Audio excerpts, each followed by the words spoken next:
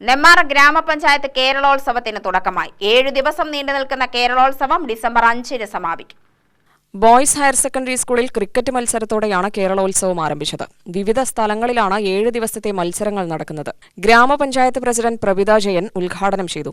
കഴിഞ്ഞ പ്രാവശ്യമൊക്കെ ഒരുപാട് പരിമിതികളുണ്ടായിരുന്നു. എന്നിട്ട് പോലും നിങ്ങളെ ഓരോരുത്തരും ഓരോ വിവിധ ഭാഗങ്ങളിലാണ് ഓരോ പ്രോഗ്രാമുകൾ നടക്കുന്നത്. അതിലെല്ലാം നമ്മുടെ പഞ്ചായത്തിൻ്റെ ഭാഗത്തു നിന്ന് ഒരു പരിമിതി വരെ നമ്മൾ ഇടപെട്ടിട്ടുണ്ടെങ്കിലും കൂടുതൽ വിജയം പറയുന്നത് തന്നെ ഈ ഒരു കൂട്ടായ്മയാണ്. ആ കൂട്ടായ്മ എന്ന് പറയുമ്പോൾ നമുക്കറിയാം, നമ്മുടെ മെമ്പർമാർ വന്ന് നോക്കും, അതുപോലെ പ്രസിഡന്റ് വന്ന് ഒന്ന് നോക്കും എന്നല്ലാതെ, പക്ഷേ കൂടുതലും നിങ്ങൾ ഈ കേരളോത്സവം എന്ന് പറയുമ്പോൾ എന്നാണ് തുടങ്ങുന്നത്, എങ്ങനെയാണ് നടപ്പിലാക്കേണ്ടത്, എങ്ങനെയാണ് അത് പൂർത്തീകരിച്ച് കയ്യിൽ തരേണ്ടത് എന്നുള്ളത് ഞാൻ മൊത്തം നമ്മുടെ ഓരോ മീറ്റിങ്ങുകളിൽ നിങ്ങൾക്കാണ് വിട്ടു തന്നിരിക്കുന്നത്. അപ്പം എന്തെന്ന് വെച്ചാൽ എനിക്ക് അതിനെക്കുറിച്ച് ഒരു അറിവില്ലെങ്കിൽ കളിക്കുന്ന ഓരോ ഐറ്റംസ് നിങ്ങൾക്കാണ് കൂടുതൽ അറിയുക.